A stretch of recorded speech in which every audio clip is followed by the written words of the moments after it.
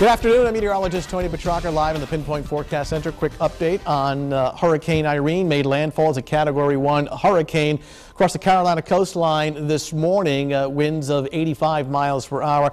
Reports of damage in the Carolinas, some flooding rains and at least one fatality. You can see a very tightly wound storm system. This is the combination satellite and radar, and you can see the center of the storm now is near the Outer Banks of North Carolina. Looking at these last few radar frames and images, it almost looks like it's starting to jog slightly northeast rather than due north, and that's something we're going to watch very closely to see if it tries to reemerge back out over the water. And if that were to happen, then we'd be talking about a track shift here in southern New England by Sunday morning.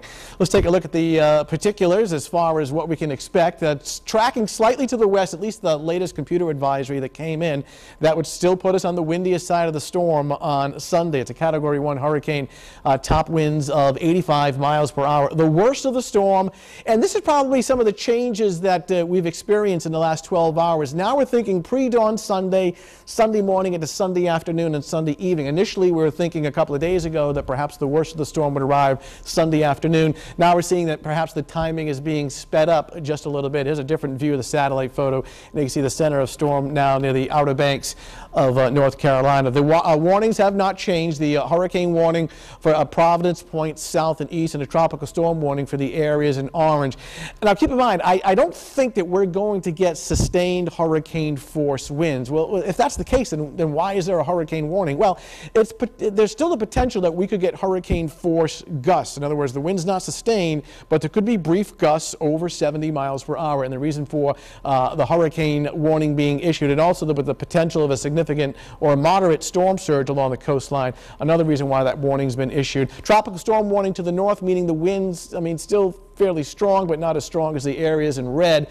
Northern suburbs, tropical storm force by definition to have winds between 40 and 73. So up in here, wind gusts of 40 to 50 miles per hour. That is just enough to unfortunately take down tree limbs and power lines on Sunday. So here's the deal on Sunday. Of course, large waves and swells and beach erosion at the time of high tide along our south shore between 7 and 8 o'clock in the morning. Potential for a storm surge of anywhere between 5 and 9 feet. So some coastal flooding is still possible. High tide tomorrow morning. Tornado watches, not unusual to get a tornado watch with the approach or a landfalling hurricane, and we may see a tornado watch issued here tomorrow morning. Of course, with winds that we're forecasting anywhere between 50 and 80 miles per hour. Again, not sustained, but in gusts, tree limbs and power lines and power outages are possible. And with that storm surge, the potential for some coastal flooding at the time of high tide tomorrow morning. We're here, myself, Pete Mangione, TJ Del Santo in the Weather Center right now, updating you all afternoon and evening. Another update coming up in about a half hour.